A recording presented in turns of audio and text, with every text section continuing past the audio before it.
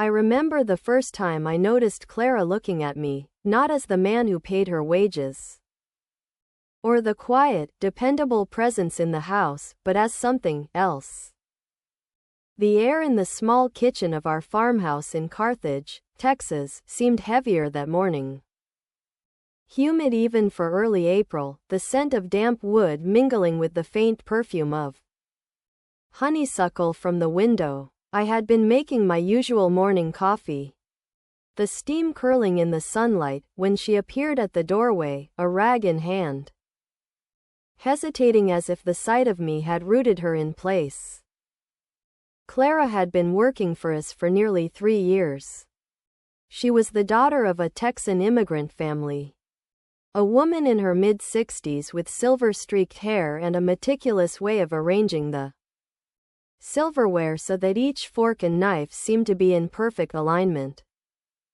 I had always admired her diligence, though in the quiet of my own mind, I sometimes wondered about the life she had left behind, the choices that had brought her here. That morning, however, her gaze was not on the chores before her, it was on me, lingering, assessing, and for reasons I could not yet name, stirring something in my chest that I had long thought dormant. "You missed the creamer again," she said, her voice light but tinged with something unusual, almost conspiratorial. I turned from the counter, expecting to see the usual reprimand masked as casual comment. But what met me was a softness in her eyes that made my fingers pause mid-scoop. There was a weight to her glance that I had not encountered before, a curiosity that bordered on intimacy, the kind that unsettles a man who has carefully fenced his desires behind routines and polite distance. The farmhouse itself seemed to notice the shift. Dust motes danced lazily in the shafts of sunlight, the floorboards creaking under the weight of my hesitant steps as I moved closer. I could smell the faint hint of her lavender soap, a clean scent that mingled oddly with the smell of coffee and old wood. And I felt an unfamiliar quickening in my pulse. Clara, usually so absorbed in her work, leaned against the counter, letting her gaze wander over me in a way that made me aware of the years etched into my face, and the gray at my temples, years I had tried to ignore, or at least to live quietly with. I thought I had it," I muttered, not quite sure what I was apologizing for. Her smile was small, teasing, but not mocking. It was the kind of smile that suggested she saw more than the surface, that she recognized a version of me I had carefully hidden even from myself. "You never miss anything," she said finally, and I could hear the faint undertone of amusement in her voice. Yet there was something beneath that, a question unspoken, a challenge to the life I had settled into with such cautious precision.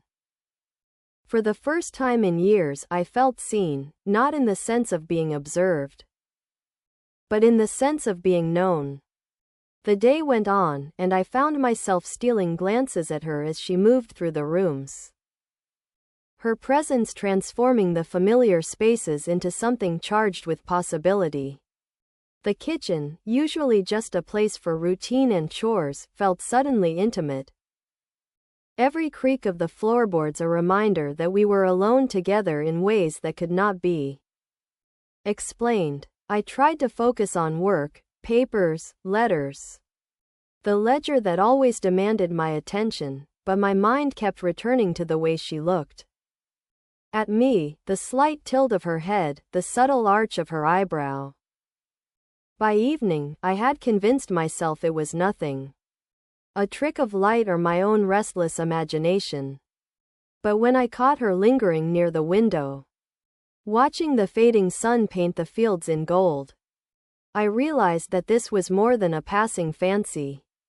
There was a tension between us, a silent acknowledgement of something forbidden and yet undeniable. My pulse quickened, and I felt the thrill of age and experience intertwining, a potent mixture I had not expected to feel again. Later, after she had finished her duties and the house had grown quiet, I found myself wandering back to the kitchen, drawn by the memory of her gaze. The coffee pot sat empty, the counter wiped clean, yet I could still sense her presence. A lingering warmth that pressed against the walls of the room. I realized then, with a start, that I was waiting, not just for her tasks to be done, but for her to look at me again in that way, to see me differently. To make me remember that even at 65, desire and recognition could still awaken the heart. And in that small, ordinary kitchen, amid the scent of coffee and old wood, I understood that Clara had begun to see me in a way no one else had for decades, and perhaps, in some unspoken way, I had begun to see her too. The days that followed carried a peculiar rhythm, one I could not ignore. Clara moved through the house with her usual efficiency. Yet there was a subtle difference in the way she lingered near me. A quiet deliberation in her gestures that made even the mundane, stacking dishes, folding laundry, feel charged with meaning. I found myself noticing details I had overlooked for years. The way her hands curved around a teacup, the soft cadence of her footsteps on the worn wooden floors, the faint laugh that escaped her lips when she thought I wasn't watching. One late afternoon, I lingered in the study, pretending to read old letters from my youth. The sunlight slanted across the room, highlighting the silver in my hair, and I became aware of her presence behind me. She did not speak at first, she simply hovered, observing, as if weighing the man I had become against the one she imagined. My pulse picked up in a way I had not felt in decades. "Mr. Halston," she said finally, her voice gentle, almost conspiratorial. I turned, startled by the closeness of her voice, and found her standing nearer than propriety allowed. A faint tension in her shoulders that mirrored the quickening in my own chest. "Yes, Clara?" I asked, trying to keep my tone even, though my hands gripped the edges of the desk with more force than necessary. She tilted her head, her eyes catching the light, revealing a depth I had never noticed before. "Do you ever feel like you're being watched even when no one is there?" The question hung in the air, loaded with double meaning.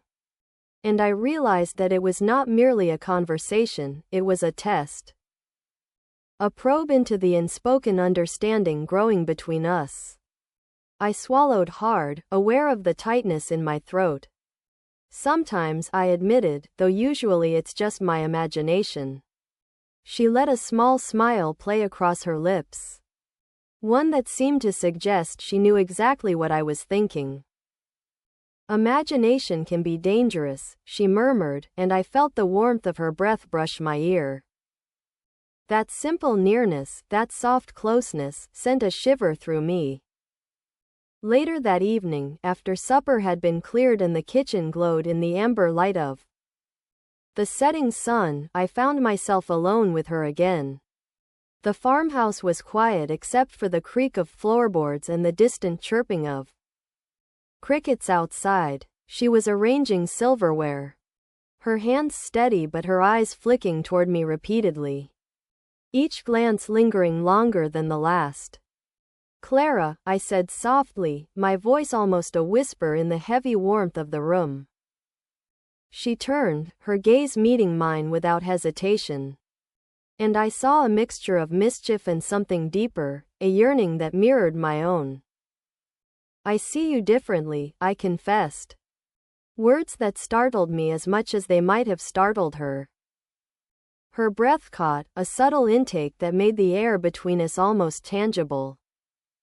"I wondered when you'd notice," she said, and there was a faint tremor in her voice. A vulnerability that made my heart clench.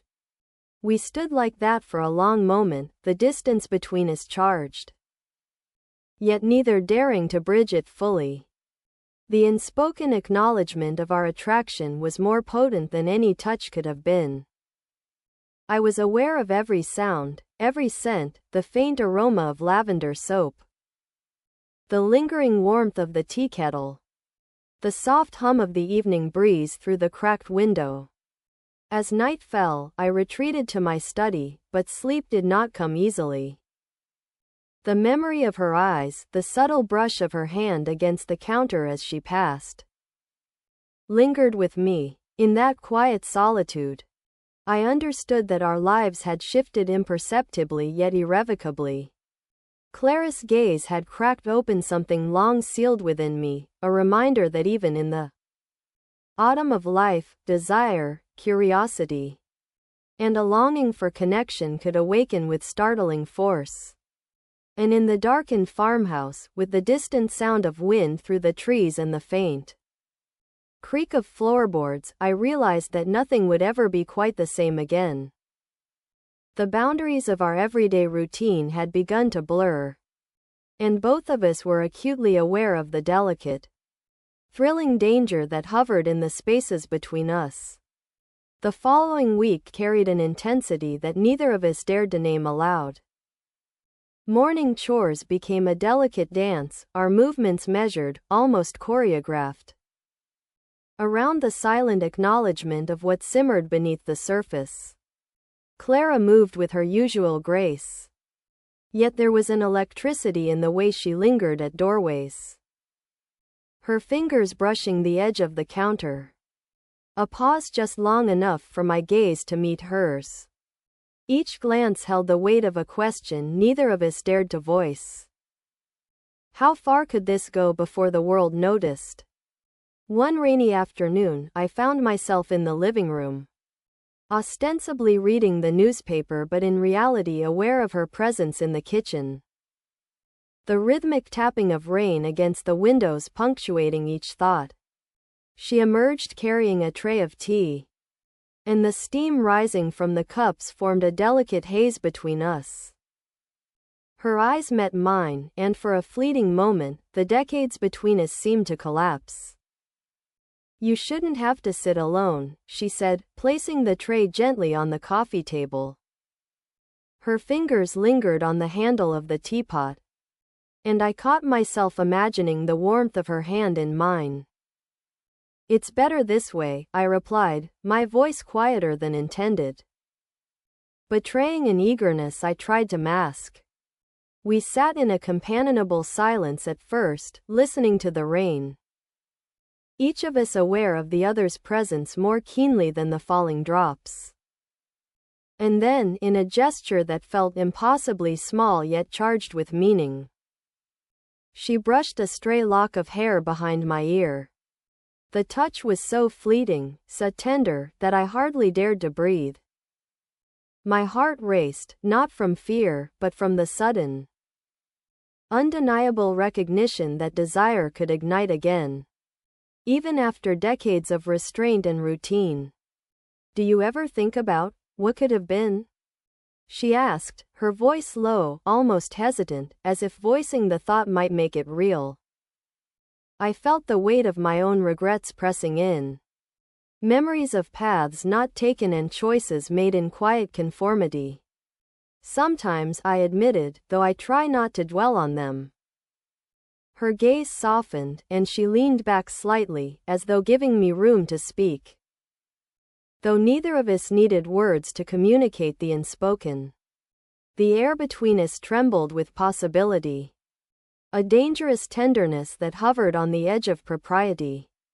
Days turned into evenings filled with quiet, stolen moments, an exchange of glances over a folded towel, a hand briefly resting on a countertop, the subtle brush of her shoulder against mine as she passed. Each gesture, each subtle movement, became a language we shared in secret. A lexicon of longing built on the foundations of routine and familiarity. One evening, after the household had gone to bed, I found myself wandering into the kitchen, drawn by the faint scent of lavender and the warmth of the stove.